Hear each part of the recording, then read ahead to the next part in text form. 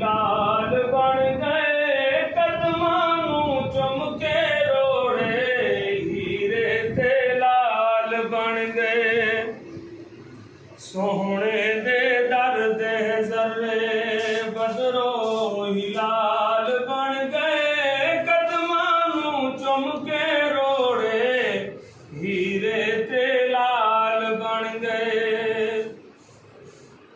जिन्नां ते पाइयां नज़रां मदनी करीम दियां रब दे हबीब दियां जग दे तबीब दियां हजरत बिलाल बन गए हजरत अवैस बन गए कदमां नूं चुम के रोड़े हीरे ते लाल बन गए सोहणे दे दर दे जर्रे बदरो ही लाल बन गए कदमां नूं चुम के रोड़े हीरे ते लाल बन गए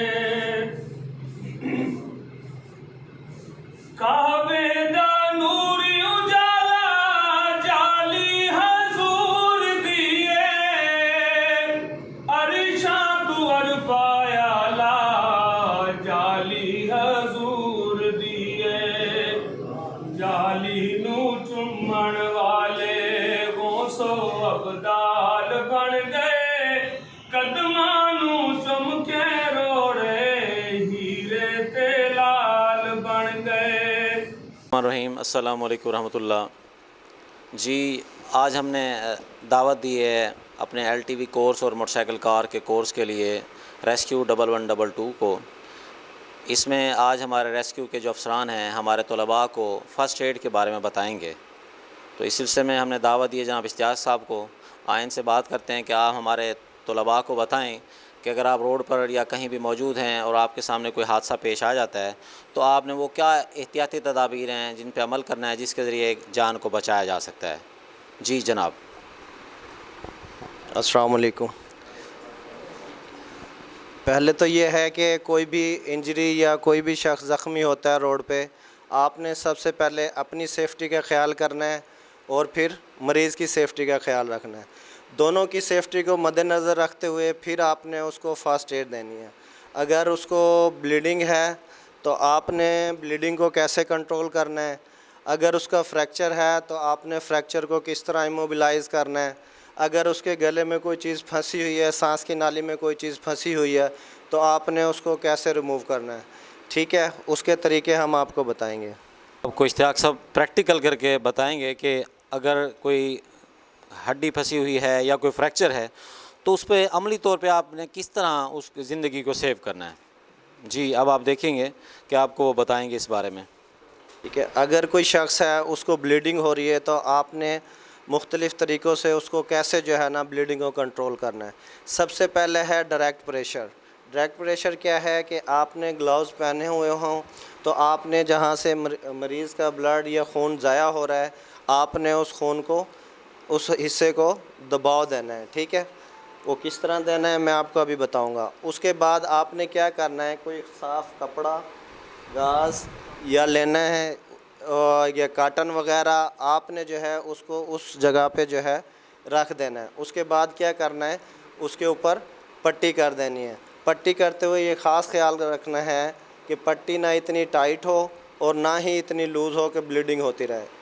अगर टाइट होगी तो आगे ब्लड की सप्लाई नहीं पहुंचेगी, जिसकी वजह से वो हिस्सा खुदा न खास्ता वो उज़ू ज़ाया हो सकता है। ठीक है, तो आपने पट्टी नॉर्मल पट्टी करनी है, ना ज़्यादा टाइट हो और ना ज़्यादा लूज़ हो। अगर बिलफ़र्ज़ पट्टी करने के बाद भी ब्लीडिंग हो रही है तो आपने क्या करना है, दूसरा गाज लेना है, उसी हिस्से पे पट्टी रखनी है और फिर उसको कर देना है। ठीक है, लेकिन इस चीज़ का ख़ास ख्याल रखना है कि पट्टी ज़्यादा टाइट ना हो। उसके बाद अगर ब्लीडिंग नहीं रुक रही तो आप क्या करेंगे, उसको थोड़ा सा एलिवेट कर देंगे, दिल का जो लेवल है उससे थोड़ा सा उसको उठा देंगे ताकि जो है खून के बहाव में कमी आए। फिर ये है जो हमारे यानी कि प्रेशर पॉइंट है, वहाँ पे आप जो है टॉर्निकेट बांध देंगे। टॉर्निकेट से भी जो है ब्लीडिंग کم ہو جائے گی اس کی. ٹھیک ہے, مزید میں آپ کو یہ کر کے دکھاتا ہوں تاکہ جو ہے نا آپ کو سمجھ آ جائے. تو آپ نے اس کے اوپر رکھنا ہے. ٹھیک ہے, اس کے بعد کیا کرنا ہے, ایک پٹی لینی ہے یا کپڑا لینا ہے, اس کو آپ نے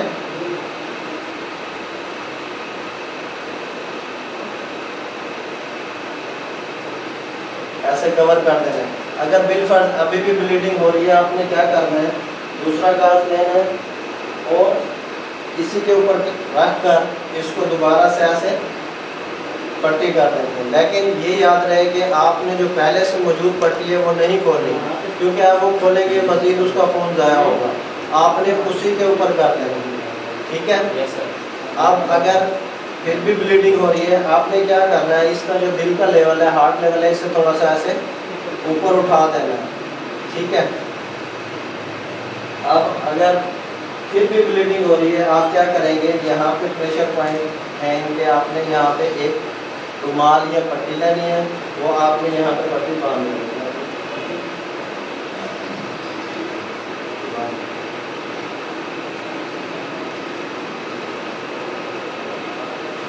ٹھیک ہے, اور یہ والا جو ہے ہارٹ لیول سے اوپر ہے. اور پھر آپ نے انگلیوں سے اس کی سنسیشن بھی چیک کرتے رہنے کہ بلڈ سپلائی آ رہی ہے یا نہیں. ٹھیک ہے, اگر آپ کو خدا نخواستہ اس طرح کے مریض سے سامنا ہو جائے تو یہ چیز کر لیں گے. ٹھیک ہے, کیا کرنا ہے, سب سے پہلے اپنی سیفٹی, مریض کی سیفٹی, اور پھر ڈائریکٹ پریشر, کاٹن گھاس پیس رکھنا ہے, پٹی کرنی ہے, دل کے لیول سے تھوڑا سا اٹھا دینا ہے. ٹھیک ہے, اور یہاں پہ ٹورنیکیٹ باندھ دینا ہے, 1122 پہ کال کر دینا ہے. ٹھیک ہے, 1122 پہ کال کرتے ہوئے ایڈریس ٹھیک بتانا ہے, لوکیشن ٹھیک بتانا ہے. ٹھیک ہے, اگر کسی بندے کو چوٹ لگ گئی ہے تو آپ نے اس کو ریسٹ دینا ہے. ہم رائس کا فارمولا لگاتے ہیں, آر فار ریسٹ, آئی سے آئس, سی سے کمپریشن, اور ای سے ایلیویشن, یعنی ایلیویٹ کرنا, اس کو اٹھانا. تو کیا کرنا ہے, مریض کو آپ نے جس جگہ پہ چوٹ لگی ہے اس کو ریسٹ دینا ہے, برف کی ٹکور کرنی ہے, لچکدار پٹی باندھ دیں اور اس کو تھوڑا سا ایلیویٹ کر دیں. ٹھیک ہے, اب اگر خدا نخواستہ کسی کو کوئی فریکچر ہو گیا ہے, فریکچر کیا ہے, ہڈی کا ٹوٹ جانا. ٹھیک ہے, ہڈی کا ٹوٹ جانا کیا کہلاتا ہے, فریکچر کہلاتا ہے. اب کسی کا خدا نخواستہ فریکچر ہو گیا, آپ نے پہلے اپنی سیفٹی اور مریض کی سیفٹی کو مد نظر رکھنا ہے. اس کو یہ دیکھنا ہے کہ خدا نخواستہ ہڈی جو ہے نا کھال کو کاٹ کر باہر تو نہیں آ گئی پھاڑ کر, یا اندرونی طور پہ فریکچر ہے. ٹھیک ہے, تو آپ نے یہ بھی دیکھنا ہے کہ بلیڈنگ تو نہیں ہو رہی. اگر بلیڈنگ ہو رہی ہے تو آپ نے سب سے پہلے بلیڈنگ کو کنٹرول کرنا ہے. ٹھیک ہے, بلیڈنگ کو کنٹرول کر کے پھر اس میں سپلنٹ لگانا ہے. ٹھیک ہے, سپلنٹ کیا ہے, اس طرح کی جو ہمارے پاس پٹیاں موجود ہیں, آپ کے پاس کوئی گتا, لکڑی, فوڈ اسکیل یا کوئی بھی یہ پانی والی باٹل ہے, ان کو کاٹ کے بھی آپ جو ہے نا وہ کر سکتے ہیں. اس کو آپ کیا کریں گے, یہ ایسے پھٹی لیں گے,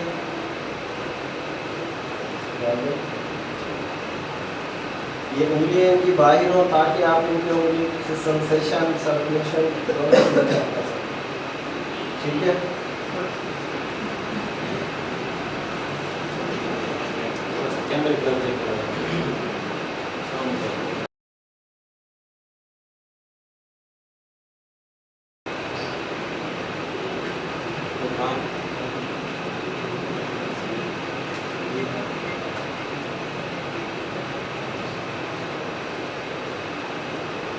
ٹھیک ہے. اب اگر خدا نخواستہ فریکچر ہو گیا, آپ نے کیا کرنا ہے, پہلے اس کی بلیڈنگ کو کنٹرول کرنا ہے. ٹھیک ہے, اس کے بعد کوئی گدا, کوئی پھٹی وغیرہ, کوئی بوتل یا کوئی بھی ایسی چیز ہے جو اس کے بازو کو, اس کی کونی کو سپورٹ دے سکے, اس پہ جو ہے نا آپ یہ لگا. اس کو آپ نے کیا کرنا ہے, یہ جو نوک والی سائڈ ہے اس پہ آپ نے گرا لگانی ہے.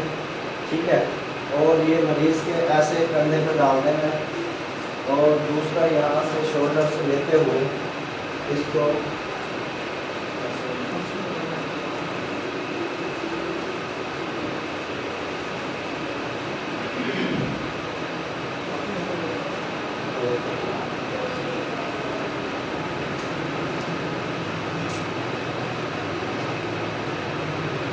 کیا کریں گے, ایک ایسی پٹی لیں گے جو موقع پہ آپ کے پاس اویلیبل ہو، ٹھیک ہے، وہ اس کے بغل اور ہاتھ سے کراس کرتے ہوئے ایسے کر کے اور یہاں پہ پیچھے باندھ دیں گے۔ اب یہ دیکھیں اس کا بازو جو ہے موومنٹ کم کا ہے، آپ نے 112 پہ کال کرنی ہے، انہیں بتانا ہے کہ سر فریکچر کا پیشنٹ ہے یہ اس طرح، اور آپ چونکہ فرسٹ ایڈ کی جب ٹریننگ لے چکے ہوں گے تو یہ چیز آپ بھی کر سکتے ہیں، لیکن آپ 112 پہ کال لازمی کریں گے تاکہ وہ آ کے مریض کو چیک کریں۔ گردن کو ایسے پکڑا ہوگا، آپ نے کیا کہنا ہے، اس سے بھی گہری نہ کھانسی کرے، ٹھیک ہے۔ سب سے پہلے آپ نے کیا کرنا ہے، اس کو ایزی ہو کے اس کو حوصلہ دینا ہے کہ بھئی میں اشتیاق ریسکیو ٹرین پرسن، میں آپ کی ہیلپ کرنے لگا ہوں۔ آپ نے کیا کرنا ہے، یہ پاؤں والا حصہ ان کے پیچھے رکھنا ہے، اس کو سپورٹ دینی ہے، اس کا بازو یہاں سے ہٹانا ہے، ٹھیک ہے، اس کو تھوڑا سا گہری کھانسی کے لیے کہنا ہے، ٹھیک ہے۔ اگر کوئی معمولی سی چیز ہوگی جب یہ گہری کھانسی کریں گے تو نکل جائے گی، ٹھیک ہے۔ اگر پھر بھی نہیں نکلتی، آپ نے ان کا منہ آگے کی طرف کرنا ہے، ٹھیک ہے، ان کے پیچھے کھڑے ہو جانا ہے۔ پیچھے کس لیے سپورٹ دینی ہے، خدا نہ خواستہ اگر یہ بے ہوشی کی طرف جاتے ہیں تو یہ پیچھے نہیں گریں گے، گردن کی چوٹ نہیں لگے گی، اسپائنل کی چوٹ نہیں لگے گی، بیک بون کی چوٹ نہیں لگے گی، اور سر کی چوٹ سے محفوظ رہیں گے۔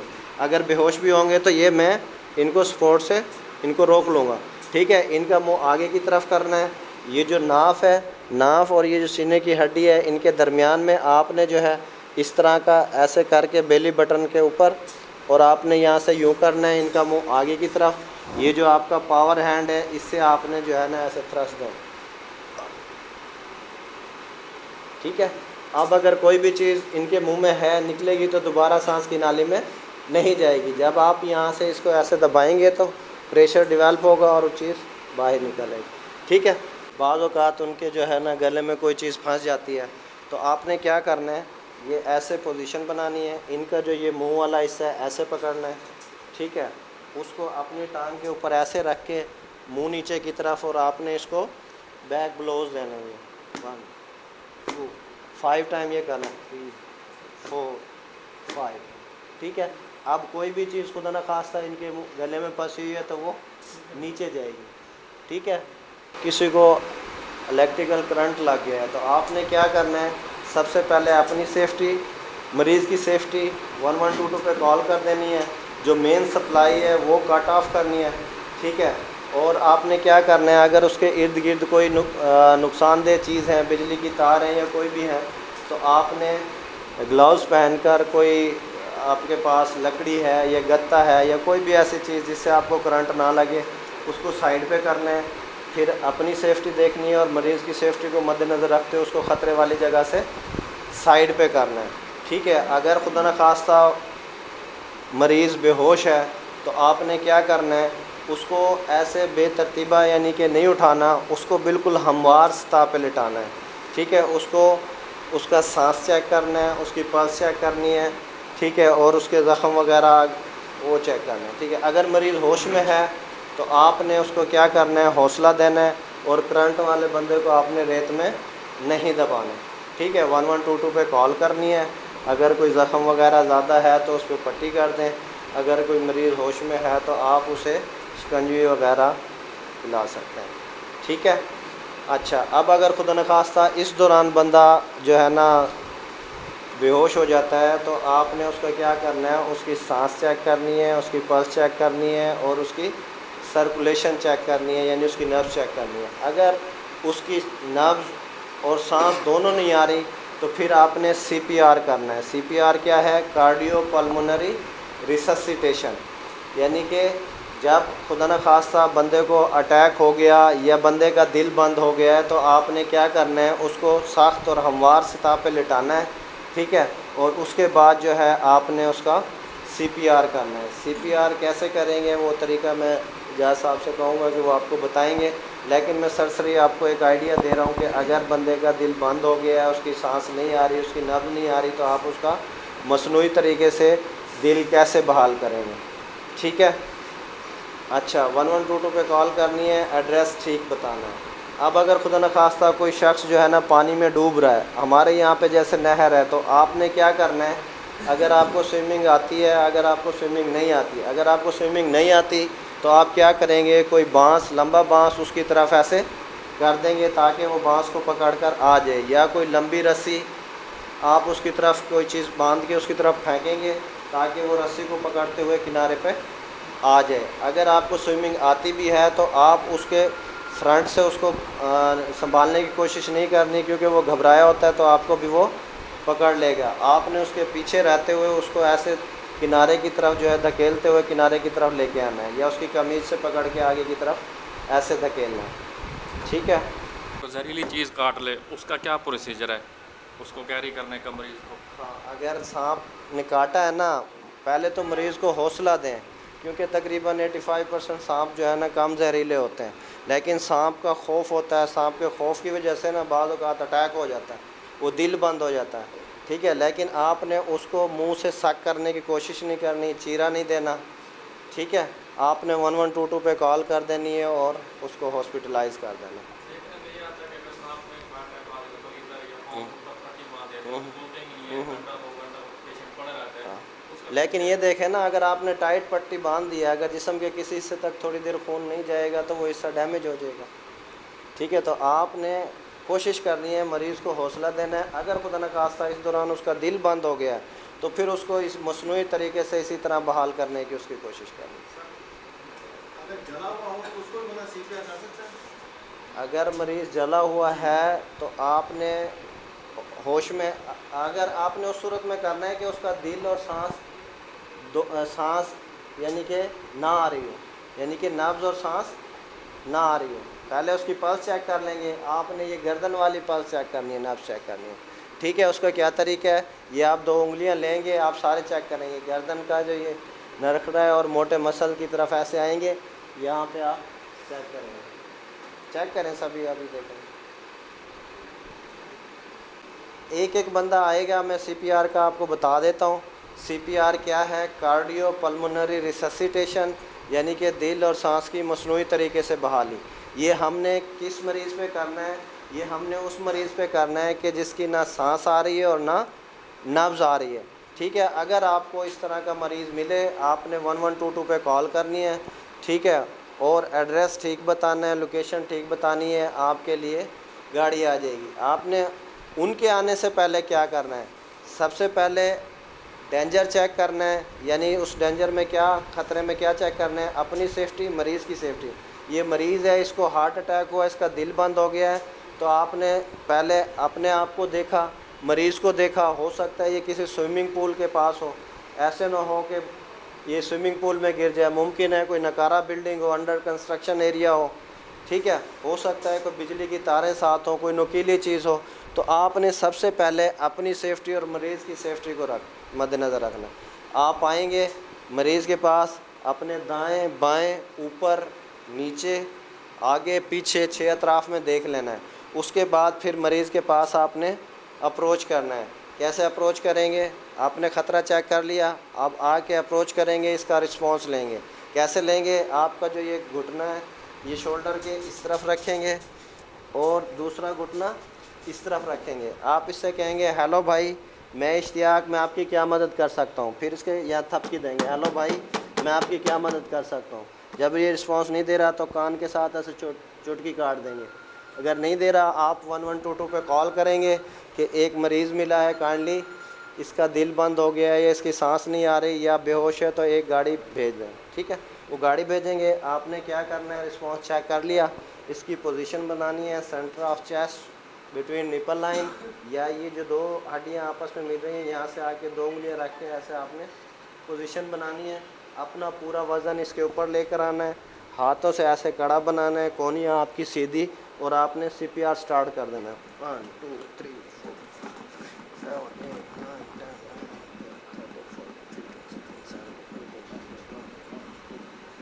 ٹھیک ہے۔ یہ آپ نے 1 منٹ میں 100 سے 120 دفعہ کرنا ہے، ٹھیک ہے۔ اور جب تک کرتے رہنا ہے جب تک آپ کی ہیلپ نہیں آ جاتی، جو گاڑی آپ نے منگوائی ہے یا کوئی بھی ساتھی۔ اگر آپ تھک جاتے ہیں تو آپ اپنے دوسرے ساتھی کو کہیں گے کہ وہ آ کے جو ہے نا آپ کی ہیلپ کرے۔ ہاں درمیان اس میں، ہاں ٹھیک۔ ऐसे ना ये चेस्ट का सेंटर है, ये जो आपकी निपल लाइन है हर बंदे में होती है, यहाँ पे आपने हथेली रखनी है, ठीक है, दूसरे हाथ से इसका कड़ा बनाना है, अपना वज़न इसके ऊपर ताकि आप थको नहीं, और कोनियाँ सीधी, यहाँ आके फिर आपने इसको कंप्रेशन देना, ठीक है, कोनियाँ सीधी हो, कोनियाँ आपकी बैंड ना हो।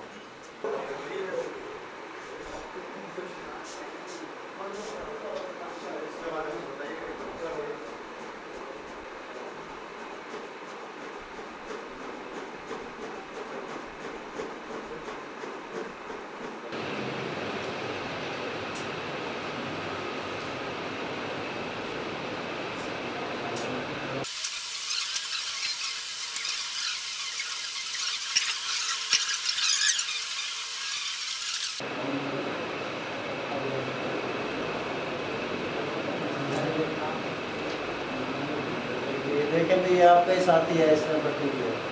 जी, मैं अपनी टीम रेस्क्यू 1112 टीम का इंतहाई मशकूर हूँ, अपनी क्लास की जानिब से और अपने अफसरान की जानिब से आपका तहे दिल से मशकूर हूँ कि आपने अपने कीमती वक्त में से हमें टाइम दिया और हमारे तलबा को बताया कि CPR कैसे करते हैं और फ़र्स्ट एड का मतलब क्या है। और सबसे पहले तो आप अगर किसी जाए वक़ूआ पर पहुंचते हैं जहां हादसा हुआ है, तो सबसे पहले तो आपने सेव करना है, फिर उसकी मदद आपने कैसे करनी है। और आपने भी जिस अंदाज से बताया कि किसी एक शख्स की जान बचाना ऐसे है कोई आपने पूरी इंसानियत की जान बचाए। तो आप भी कहीं भी किसी भी जगह पर मौजूद हैं और आपको लगता है कि कोई ऐसा हादसा पेश आए और इसमें आप हेल्प आउट कर सकते हैं, तो आपको चाहिए कि आप वहां जाकर सबसे पहले रेस्क्यू 1112 को कॉल करें और रेस्क्यू की टीम पहुंचने से पहले आप सब्र और तहम्मुल के साथ वो जो पेशेंट है उसको हौसला दें, और हौसला देने के बाद अगर उसकी हड्डी फ्रैक्चर हुई है तो आपने वो कौन सा अमल है जिससे आपने उसकी हड्डी भी ज़्यादा आगे भी ना टूटे, उसको ज़्यादा तकलीफ़ भी ना हो, अगर उसको सांप ने डस लिया है या वो डूब रहा है या उसकी गले में हड्डी फंस गई है, तो आपने कौन सी एहतियाती तदाबीर हैं जिन पे आपने अमल करना है और ताकि ज़िंदगी को बचाया जा सके।